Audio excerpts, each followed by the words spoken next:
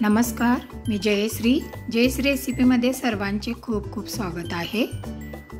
आज मी तुम्हाला दाखवणार आहे खमंग चवीच्या मिक्स पिठाच्या तिखट मिठाच्या पुऱ्या कशा बनवायच्या आणि त्यासाठी काय काय लागले साहित्य पाहूया आपण त्याचा संपूर्ण व्हिडिओ। 2 वाटी गव्हाचं पीठ, अर्धी वाटी तांदळाचे पीठ, अर्धी वाटी बेसन पीठ, अर्धा चमचा हळद, अर्धा चमचा ओवा, चवीनुसार मीठ, 1 चमचा लाल तिखट आणि बारीक चिरलेली थोडीशी कोथिंबीर। त्यानंतर याच्यामध्ये 2 चमचे कडकडीत गरम करून तेल घाला। थोडंसं हाताने सुरुवातीला मिक्स करून घ्या। तेल गरम आहे याची काळजी घ्या। आणि असं सर्व मिक्स झाल्यानंतर पाणी घेत पीठ भिजवून घ्यायचं। हे पाणी मी थंडच घेतलेलं आहे पीठ भिजवण्यासाठी। तर आता अशा पद्धतीने आपलं आता पीठ भिजवून तयार आहे। एक 10 ते 15 मिनिटांसाठी आपण झाकून ठेवूया।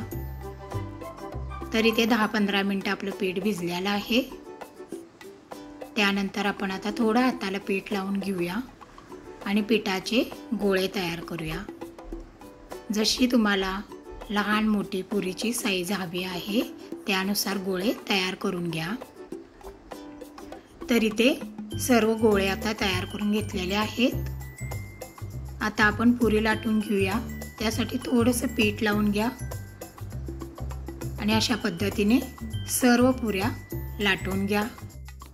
कधीही पुरी लाटताना थोडी जाडच ठेवायची म्हणजे ते छान फुगल्या जातात। तर अशा सर्व पुऱ्या इथे लाटून तयार झालेल्या आहेत आणि पुऱ्या लाटेपर्यंत तेल तापत ठेवलेलं आहे आणि तेल आपलं छान आता गरम झालेलं आहे। आता बारीक गॅसवरती पुऱ्या आपण तळून घेऊया। तर पहा इथे टम्म फुगलेली पुरी तळून झालेली आहे।